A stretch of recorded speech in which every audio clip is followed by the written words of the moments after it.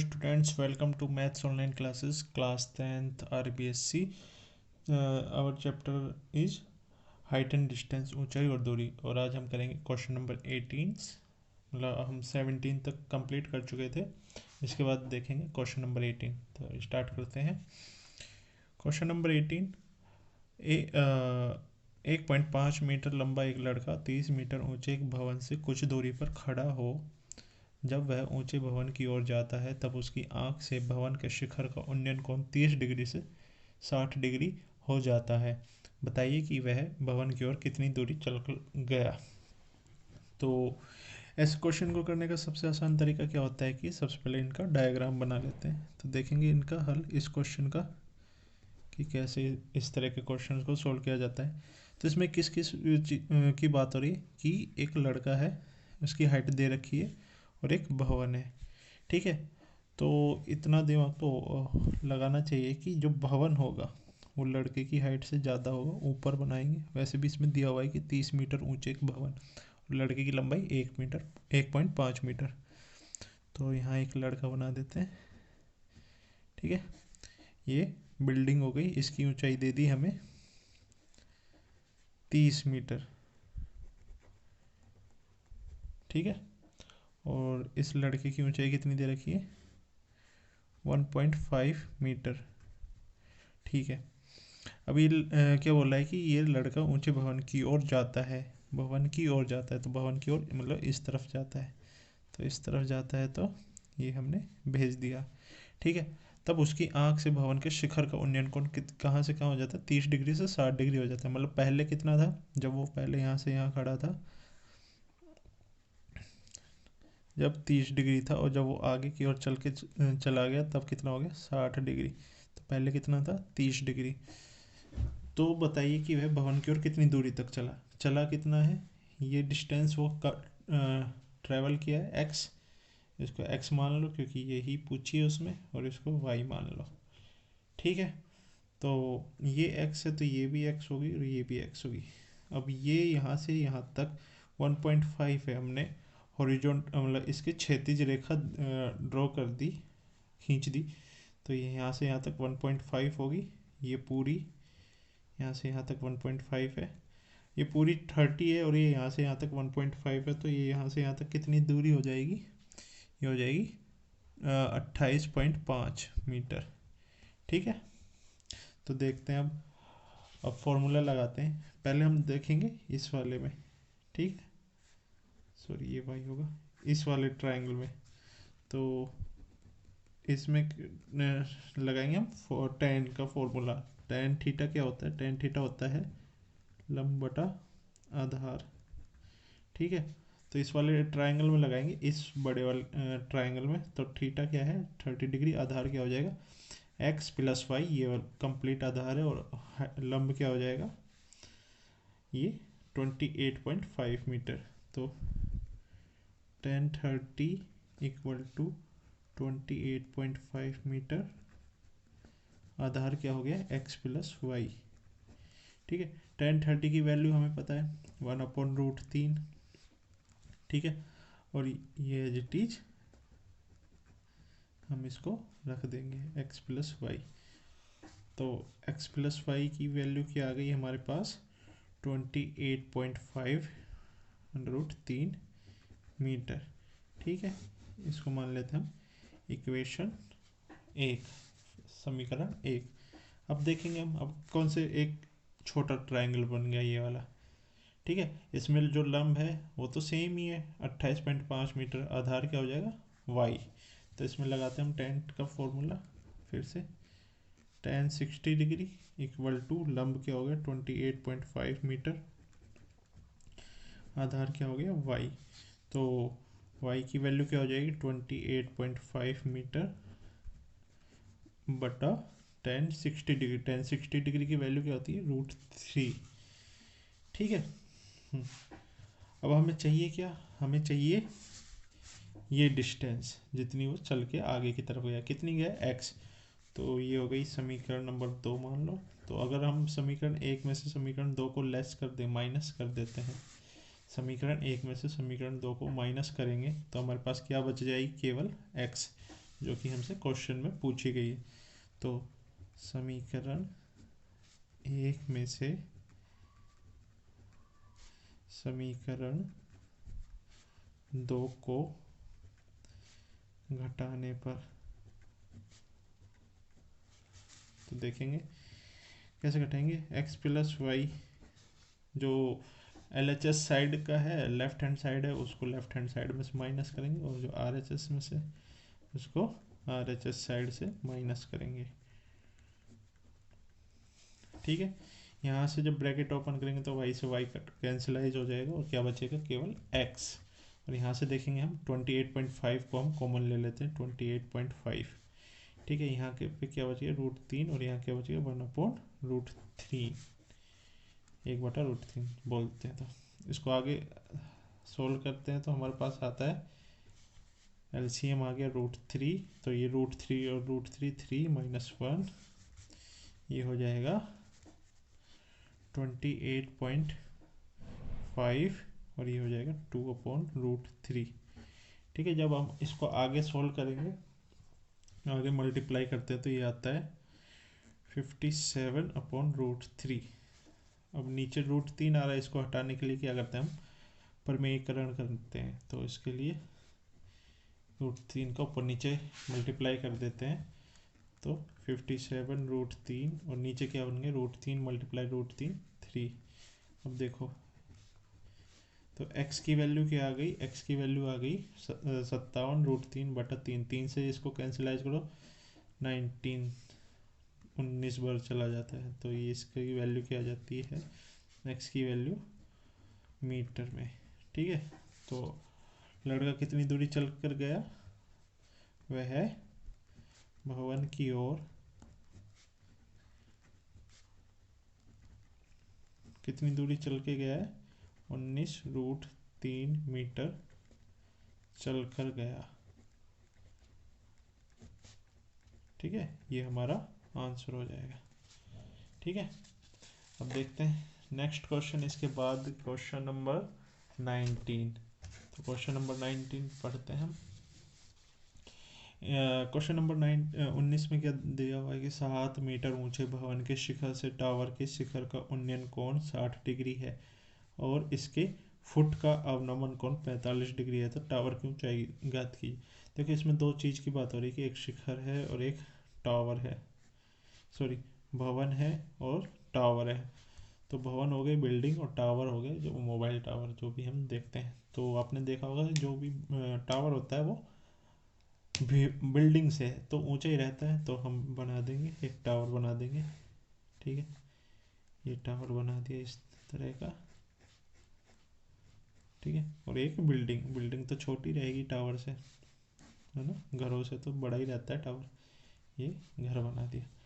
अब ये कह रहा है कि 7 मीटर ऊंचे, तो भवन की ऊंचाई कितनी दे दी, 7 मीटर। ठीक है, से शिखर के टावर के शिखर, भवन के शिखर से टावर के शिखर का उन्नयन कोण, तो ये शिखर हो गया, इससे टावर के शिखर का उन्नयन कोण कितना है, 60 डिग्री है। ठीक है, और इसके फुट का अवनमन कोण, फुट का अवनमन कोण कितना है, 45 डिग्री है। तो टावर की ऊंचाई, ऊंचाई क्या हो जाएगी, ये कंप्लीट हो जाएगी ऊंचाई। देखो, ये 7 मीटर है यहाँ से यहाँ तक, तो ये वाली भी 7 मीटर होगी यहाँ से यहाँ तक होगी, ये बराबर ही है दोनों। ठीक है, और ये वाली जो ऊपर वाली बची है, ये यहाँ से यहाँ तक, ये क्या हो जाएगी, h-7, क्योंकि पूरी हमने क्या मानी है, h टावर की ऊंचाई। ठीक है, तो सेम है इसका भी, जैसे हमने प्रीवियस क्वेश्चन सोल्व किया था। कैसे करेंगे, हम लगाते हैं इस वाले ट्रायंगल में, इस वाले ट्रायंगल में tan थीटा का फॉर्मूला लगाते हैं। तो हमारे पास लंब है, आधार हमें नहीं पता, तो x मान लेते हैं। तो लगाते हैं tan थीटा इक्वल टू लंब क्या हो गया 7, और आधार क्या हो गया x। थीटा कितना है 45 degree, tan 45 degree equal to 7/x, 7/x।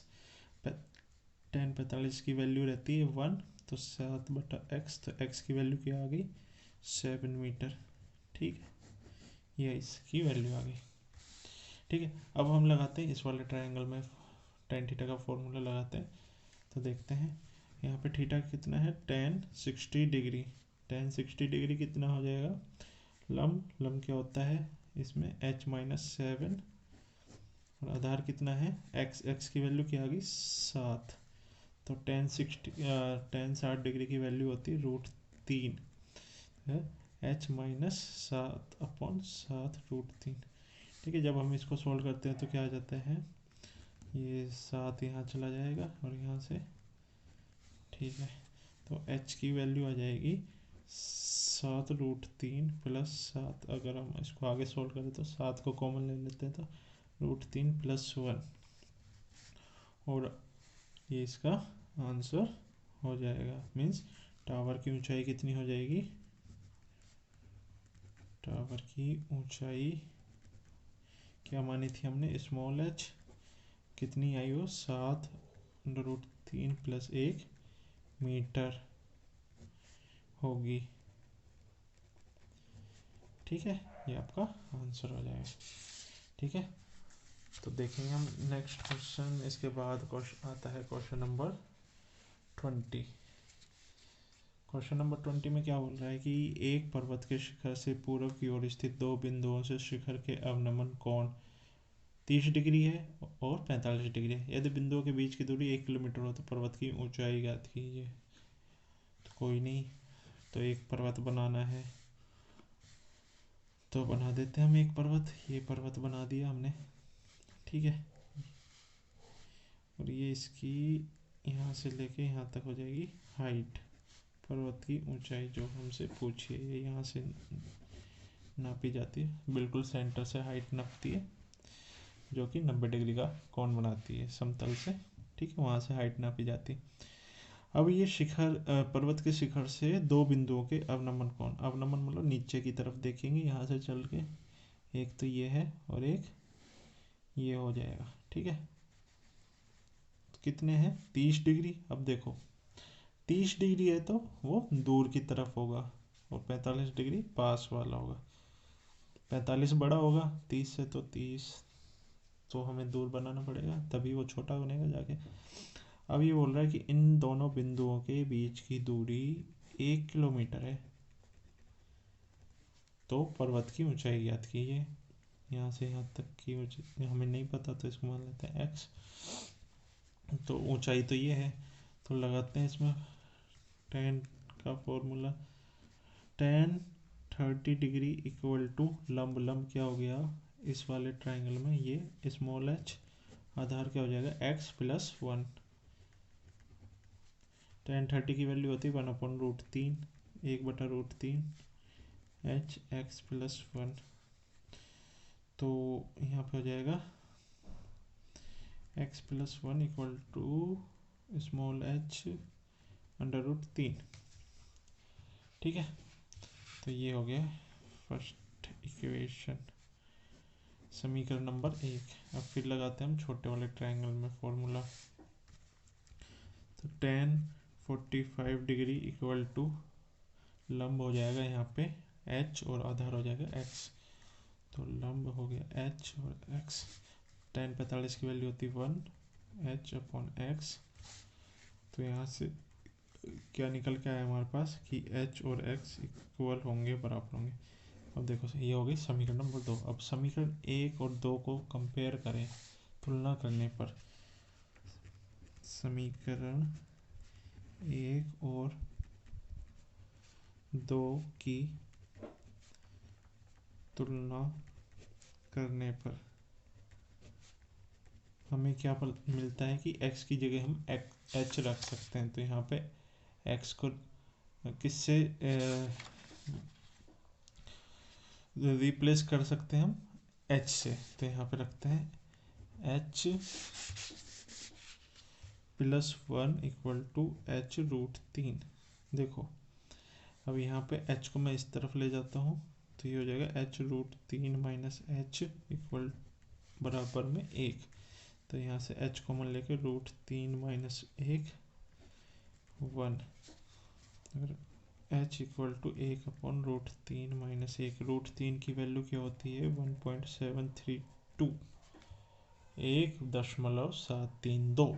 अगर मैं इसको रख के सोल्व करता हूँ तो 1.732 माइनस 1, तो ये बचता है 1/0.732। ठीक है, अब मैं इसको डिवाइड करता हूँ तो लगभग क्या आता है मेरे पास, 1.366 किलोमीटर। तो कितनी आ गई एच की वैल्यू, 1.366 किलोमीटर। तो पर्वत कितना ऊंचा हो जाए है हमारा, 1.366 किलोमीटर ऊंचा ये पर्वत है, जो कि हमारा आंसर होगा। ठीक है, तो ये क्वेश्चन नंबर 20 भी हो गया। देखते हैं next question, question number 21। Question number 21, question number 21 में क्या बोल रहा है कि एक झील में पानी के तल से 20 मीटर ऊंचे बिंदु ए से एक बादल का उन्नयन कोण 30 डिग्री है। यदि झील में बादल के प्रतिबिंब का बिंदु ए से अवनमन कोण 60 डिग्री हो तो बिंदु ए से बादल की दूरी ज्ञात कीजिए। ये थोड़ा क्वेश्चन तो आसान है, बस इसमें डायग्राम थोड़ा सा समझ के बनाना पड़ेगा। क्या है कि एक झील है, झील के सहारे एक कोई जगह है जो कि झील से कितनी ऊंची है, झील के पानी से 20 मीटर ऊंची। तो हम कुछ नहीं बनाते, एक लाइट हाउस बना देते हैं। ठीक है, यहाँ पे ये पानी है ना। ठीक है, ये 20 मीटर ऊंची है, किससे, पानी से। ठीक है, बना दिया। अब ये कह रहा है कि इस यहाँ पे खड़े होके हम बादल को देखते हैं, बादल कहाँ होता है, आसमान में। ठीक है, ये बादल बना दिया। बादल को देखते हैं तो बादल जब देखेंगे तो ऊपर की तरफ देखेंगे। ठीक है, मैं क्षैतिज लाइन एक और ड्रॉ कर लेता हूँ। तो उन्नयन कोण कितना बनता है, 30 डिग्री। यदि मैं बादल की परछाई, परछाई क्या बनेगी पानी में, मान लो यहाँ पे ये परछाई बन रही है नीचे, जस्ट इसके नीचे। यदि मैं इसकी परछाई को देखता हूँ तो अवनमन कोण कितना बनता है, 60 डिग्री। तो ये पूछ रहा है कि बिंदु ए से बादल की दूरी। तो ये जो बिंदु यहाँ पे बिंदु ए है, यहाँ से बादल की दूरी तो ये होगी, तो ये दूरी इसने पूछी है। ठीक है, तो ये कैसे निकालेंगे हम, देखो ये 20 मीटर है, ये यहाँ से यहाँ तक भी 20 मीटर होगी, 20 मीटर होगी। ठीक है, ये नहीं पता हमें, इसको मान लेते हैं x। तो पहले हम लगाएंगे इसमें फॉर्मूला, कौन सा, जिसमें लंब आ जाए और आधार आ जाए। तो लंब और आधार किस में आता है, लंब और आधार आता है टेन थीटा में। तो टेन 60 डिग्री, इस वाले ट्राइंगल की बात करूँ तो कितना हो जाएगा, लंब कितना है 20 मीटर और आधार कितना है x। तो टेन 60 डिग्री की वैल्यू होती है √3। तो 20 मीटर अपॉन बट्टा में x, तो x की वैल्यू क्या आ गई, 20 मीटर अपॉन बट्टा √3। ठीक है, इसको मान लेते हैं समीकरण 1। अब देखो, अब हमें इस ट्रायंगल में फॉर्मूला लगाना है। तो इसमें कौन सा फॉर्मूला लगाना है, जिसमें कि ये आ जाए, ये क्या है 90 डिग्री के सामने। 90 डिग्री के सामने क्या होता है, कर्ड। ये हो गया आधार। ठीक है, ये हो गया लंब। तो कौन सा फॉर्म, ट्रिग्नोमेट्रिक त्रिकोणमिति सम लगाना पड़ेगा हमें, जिसमें कि आधार आए और कर्ण आए, क्योंकि आधार की वैल्यू पता है हमें, लंब की तो पता नहीं, और कर्ण हमें निकालना है।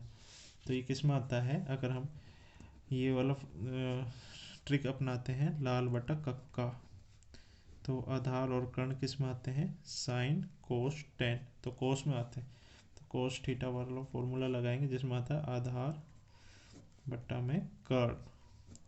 ठीक है, तो थीटा की वैल्यू क्या है, 30 डिग्री। तो कोस 30 डिग्री इक्वल टू आधार कितना है x, x की वैल्यू क्या हो गई, x की वैल्यू रखेंगे हम। ठीक है, कर्ण हमें निकालना है। ठीक है, निकाल लेंगे भाई।